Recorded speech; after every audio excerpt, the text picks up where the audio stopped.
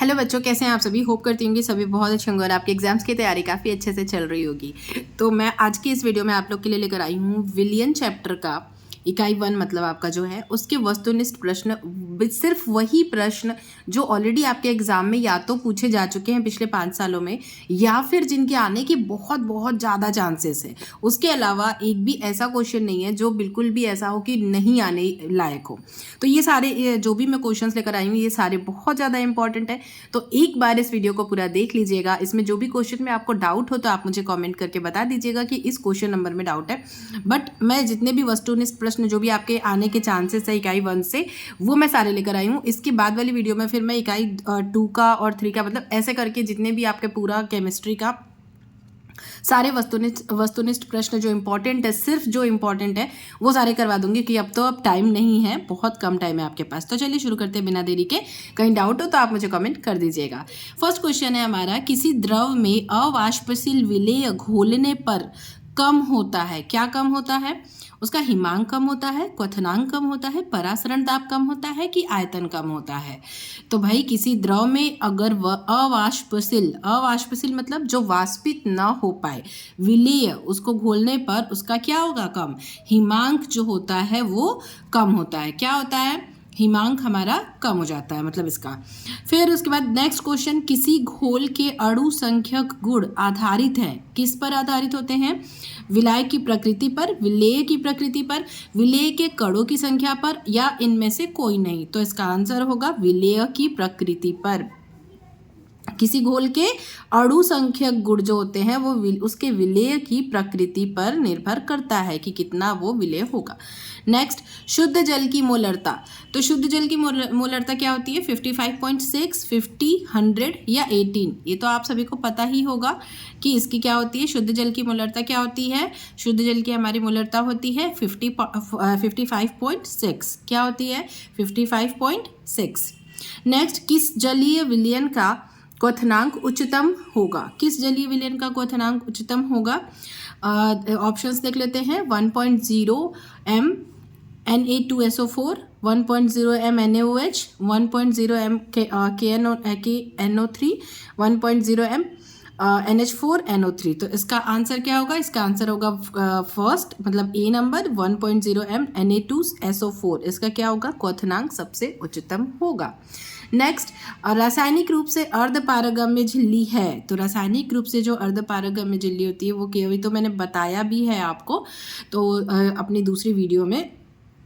तो रासायनिक रूप से अर्धपारगम्य झिल्ली क्या है? Copper ferrocyanide, copper sulphate, copper ferricyanide या फिर पोटेशियम आयोडाइड। आप सभी बता सकते हैं इसका क्या होगा? अर्धपारगम्य झिल्ली क्या होता है? Copper ferrocyanide. क्या होता है? कॉपर फेरोसाइनाइड होता है। ठीक है, उसी जो अर्धपारगम्य झिल्ली होता है और रासायनिक रूप से क्या होता है? कॉपर फेरोसाइनाइड होता है। नेक्स्ट हमारा क्वेश्चन क्या है? परासरण दाब, आयतन तथा व ताप के लिए निम्न में से कौन सा कथन असत्य है? ठीक है, तो परासरण दाब और आयतन के लिए या तो ये दोनों प्रोपोर्शनल होते हैं यदि टी स्थिर हो, या तो या तो ऐसा होता है, या फिर ये सी नंबर आप देख सकते हैं मतलब टी स्थिर ही है या 2 बार टी स्थिर पे दिया है, या तो वी स्थिर हो। तो इन चारों में से कौन सा आपको ऑप्शन आपको सही लग रहा है? हमको लग रहा है कि सी ऑप्शन भी सही लग रहा है और ये डी ऑप्शन भी सही लग रहा है कि ऐसा हो सकता है। तो आप एक बार बताइएगा मुझे कि आपको कौन सा ऑप्शन इसमें से सही लग रहा है। मुझे सी भी सही लग रहा है, डी भी सही लग रहा है। ठीक है, तो आप मुझे कमेंट करके बताइएगा कि आपको कौन सा सही लग रहा है। ठीक है, नेक्स्ट हमारा है, निम्न में से कौन सा अणु संख्यक गुणधर्म नहीं है? कौन सा अणु संख्यक गुणधर्म नहीं है? तो परासरण दाब, वाष्प दाब, हिमांक अवनमन या क्वथनांक उन्नयन। कौन सा अणु संख्यक गुणधर्म नहीं है? बी नंबर, वाष्प दाब जो होता है वो अणु संख्यक गुणधर्म नहीं है। क्या होता है? वाष्प दाब जो होता है वो अणु संख्यक गुणधर्म नहीं है। नेक्स्ट हमारा क्वेश्चन क्या है? परासरण दाब का सूत्र है। परासरण दाब का सूत्र क्या होता है? देख सकते हैं आप, परासरण दाब का सूत्र तो वैसे भी आपने याद किया ही होगा कि परासरण दाब का सूत्र क्या होता है हमारा? nRT/V। ठीक है, क्या होता है? nRT/V होता है परासरण दाब का सूत्र। नेक्स्ट हमारा पीतल है ठोस विलयन, द्रव विलयन, गैस विलयन या फिर ये सभी। पीतल क्या है?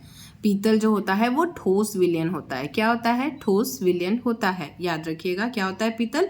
ठोस विलयन होता है। नेक्स्ट हमारा क्या है क्वेश्चन? 1000 ग्राम विलायक में उपस्थित विलेय के मोलों की संख्या को कहते हैं, मतलब 1000 ग्राम में कोई विलायक है उसमें उपस्थित विलेय, जो उपस्थित विलेय है उसके मोलों की संख्या को क्या कहते हैं बोल रहा है। तो उसके मोलों की संख्या को क्या कहते हैं? मोललता, नॉर्मलता, मोलरता या फिर मोल प्रभाव। जल्दी बताइए क्या बोलते हैं? बोलते हैं मोललता। क्या बोलते हैं? मोललता। 1000 ग्राम विलायक में उपस्थित विलेय के मोलों की संख्या को कहते हैं मोललता। ठीक है। नेक्स्ट हमारा क्वेश्चन क्या है? गैसों की द्रव में विलेयता का नियम दिया था। गैसों की द्रव में विलेयता का नियम किसने दिया था? गैसों की द्रव में विलेयता का नियम वाइन टॉप ने दिया था, बर्कले ने दिया था, हेनरी ने दिया था या फिर बॉयल ने दिया था। तो गैसों की द्रव में विलेयता का नियम मैंने अभी कुछ दिन पहले ही पढ़ाया था, तो उसकी वीडियो पड़ी होगी। हेनरी ने दिया था। क्या दिया था? गैसों की द्रव में विलेयता का नियम। मैंने बताया था ना कि जितना गैस उसमें था, जैसे O2 है, इसको डाल रहे थे, इसमें कोई द्रव है, तो जितना हम प्रेशर इस पे डालेंगे, जितना दाब डालेंगे उतना ही वो इसमें इसकी घुलने की जो वो है, मतलब इसकी घुलनशीलता बढ़ेगी। ठीक है, जितना दाब, ऐसा मैंने बताया था। हेनरी ने ऐसा नियम दिया था। तो ठीक है, किसने दिया था गैसों की द्रव में विलेयता का नियम? हेनरी ने दिया था।